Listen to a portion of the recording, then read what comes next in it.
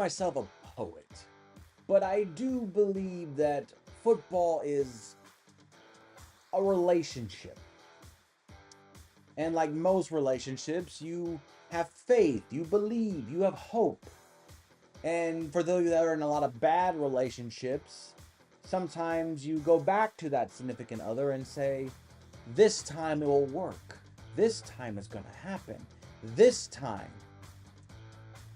So, my question to all my romantic, poetic lovers of desire out there that believe that one day my prince will come or one day my princess will get off my ass. How long before you say, that's it, I'm done, I give up? Because that's the story of the Buffalo Bills. And the fan base, known as the Bills Mafia, should probably start making some cement shoes, you know what I mean? So, hey everybody, I'm Cortez, and I'm a critic, and let's talk about the Bills and wonder why the Mafia hasn't taken them out yet.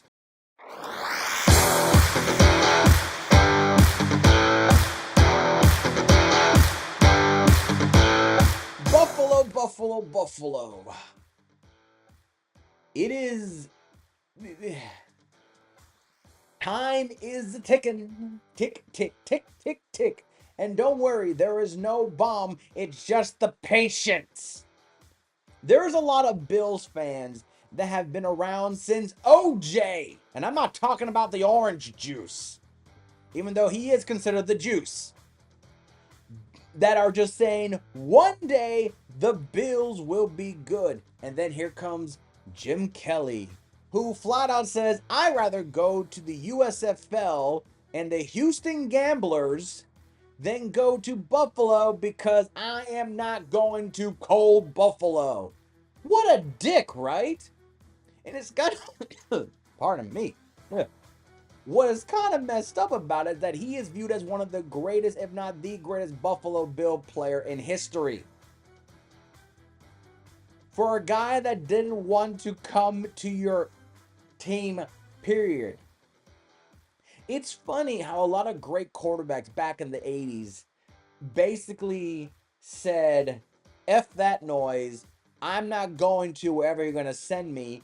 Wow, we have NFL players today on TikTok, Instagram, and all them are basically flat out saying, I will go to the team that drafts me, but I have a list of demands. Dude, you're being drafted in the NFL. I don't care if it's first overall pick or top 10. You are going to be drafted and go play in the NFL. Get off your high horse and, kind of chop down on your privilege of being a great athlete. Because I guarantee you, one torn ligament away, your career will be known as a what if story on ESPN documentary 10 years later. But no. And Eli Manning and the Manning family didn't make that any better when he bitched and moaned about, I'm going to the Chargers, I want to go to the Giants. Yeah. What a spoiled brat. So Buffalo, Josh Allen, who you guys took a chance on from Wyoming, which hearing a quarterback being drafted into the NFL from Wyoming, regardless of where he was drafted, is still like an achievement. And that not only is he one of the greater quarterbacks in today's football, but he's always viewed almost every single year.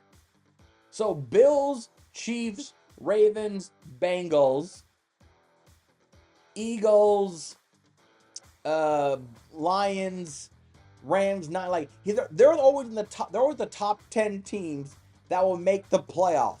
The question is, how far will they go? Which is, it is amazing, but also Josh Allen is a soldier. And I will even say Josh Allen is Captain America because this guy runs the ball with such reckless regard to his body that it makes me afraid that one day he's going to get popped and he's going to slowly get up. And this year, it felt like he had to carry the Bills on his shoulders.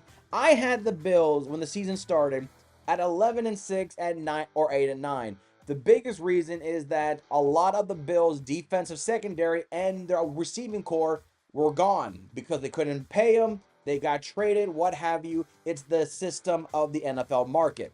So my fear was that Josh Allen was not going to be able to carry this team. Cook is a great running back. He proved his worth, but he could not power up. And when the Bills of all this is how frustrating it is to be a Bills fan, and I'm not. You traded your first round pick to the Kansas City Chiefs. And they got Worthy, who ran like a 4.2 speed, and he used that speed to decimate secondaries. And the Bills, once again, you gave it to Kansas City. It's like if Batman gave the secret to the Joker to defeat him. Why? Some sadist masochism there with the Bills. Oh, get more capital. And the receiver you got, I was like, really? No disrespect to Coleman, but I was not going like, all right, the Bills did something. I was more like, don't do that. Don't do that. But I'm not a Bills fan, so my stake in this is more just like, dude, I want you to beat the Chiefs so Nick Wright can shut up. Yes, I have a one hatred passion for one entire franchise because of one obnoxious analyst, even though I do support him when he's wrong, because that's what it means to be a good journalist and a good commentator. Admit you're wrong on a public stage. Learn that to everyone that has refused to accept responsibilities or admit they're wrong publicly in some social media markets. All of you! So, the Bills went on to be just slightly better, like 13-4, and it never looked like the Bills had any sense of like absence of any of their players. We'll get to that part. We'll get to that big butt I'm about to spit out. Their best game.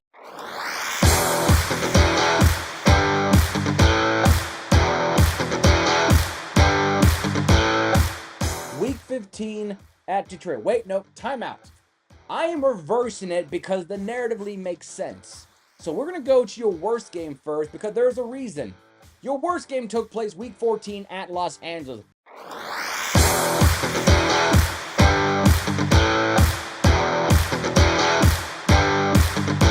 The 44-42 game where basically these guys decided that we're going to play arena football instead of playing actual NFL football. Defense, take a hike. Defensive coordinators are just hoping that they're not going to be fired from the amount of yards and points they gave up that day. That is your worst game. We're going to go with the worst game first because you'll find out in a few seconds or a minute.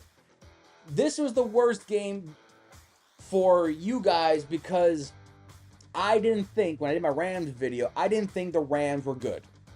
Everyone kept saying they were, but I felt like, yeah, the Rams are good, but the Bills are better. The Bills got some. The Bills want to take over as the number one seed and more than likely eliminate the Chiefs in Buffalo and be like, that is that. But it didn't happen because the Rams somehow found out they had an offensive firepower and they made the Bills play catch up the entire time that not even Josh Allen could have done it. There were times where I feel like Josh Allen probably had like a couple of torn ligaments and muscle tears in his body, but he was so hopped up on adrenaline that basically it carried him through the whole game. That if I would have found out that, oh, by the way, Josh Allen's in a medically induced coma because of his injuries he took on the game, I'll be like, yeah, I believe that. I believe that. But that's the type of player Josh Allen is. He will run through a brick wall and then be upset that the brick wall didn't break.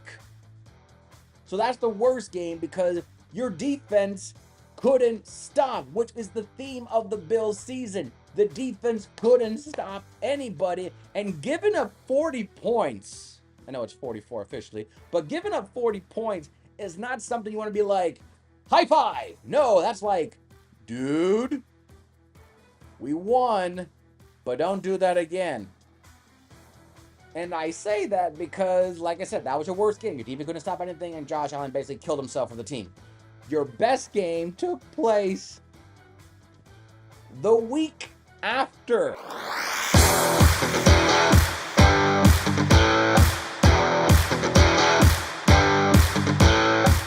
So you played a Rams team that basically smacked you in the mouth, and instead of going home, you went straight to basically to Detroit to play against the red hot, only lost one time to Tampa week 2. Haha, suck it. Detroit Lions. Talk about a suicide quest. We're going to play Detroit in Detroit, a team that can score 50 points with their hands behind their back and blindfolded, and you in Morse code from our German Imperial Army ship. Really? We gave up 40 points to the Rams. The Lions are there. And guess what happened? They scored 42 points, but this time they scored 48. And the reason why this is the better game is because, one, they competed with the Lions in a high-scoring affair that not many teams were able to do. There's a lot of games that the Lions have played where they scored 40 and the team scored less than 10. And sometimes they score 50. So to see the Bills, knowing that neither Detroit or Buffalo has a defense, Detroit has a reason because all their defensive players are basically on the gates of the pearly gates, on the verge of thinking, is my career over or can I walk? While the Buffalo Bills are thinking, we just suck defensively and we have players. Oops. So with all that mumbo-jumbleness, they went on to get Detroit after giving up 44 points. They gave up 42, so that's 2 points less. It's a win. Not a great one, but it's a win. And they put up nearly a 50 point against the Detroit Lion team that flat out says, we ain't going to quit. And Buffalo's like, we know. So neither are we. That's why it's the best game, because after an embarrassing loss on the road, you go against a team that's much superior, that has much more at stake. They lost one game to Tampa week 2. Yes, I'm going to keep harping that up. Deal with it, Detroit. And you beat them, but you beat them by basically scoring enough points to match most high school football team seasons. It's your best game because you basically went against the biggest, and gave them their second loss, and you basically proved that, hey, we are not quitting. Boom, boom, boom. It's your best game for your offense, not for your defense. Your defensive coordinator should really be looking at relocating because you gave up 40 points. You gave up 42 points back-to-back weeks. As a defensive coordinator, that's not something to be very proud of. You should be paying dinner and the offensive coordinator's children's college fund to make up for your failures. Just saying. Your MVP, though, is not only the Bills' MVP, but it's the league's MVP. Josh Allen wins the MVP. And before all of you get angry, watch my Ravens video. I'll admit Lamar Jackson had better stats, but Josh Allen is Captain America. And before you make it a race thing, shut up. Josh Allen punished his own body. Lamar Jackson had Derrick Henry to help him. Josh Allen didn't have anybody. There was no expectations. And he scratched and clawed his way to get him there, a lot of it on his own. Cook, of course, helped tremendously. But Josh Allen had to literally do it himself. Josh Allen had 3,700 yards passing, 28 touchdowns, 6 interceptions. I've always believed if a team can get 30 touchdowns and keep your interceptions to single digits, that to me is a successful season. Josh Allen's rushing stats, he only had 531 yards, but 12 touchdowns. Cook had just over 1,000 yards and 16 touchdowns, averaging nearly 5 yards a carry. And only had 207 carries. Think about that. 200 carries and you get 1,000.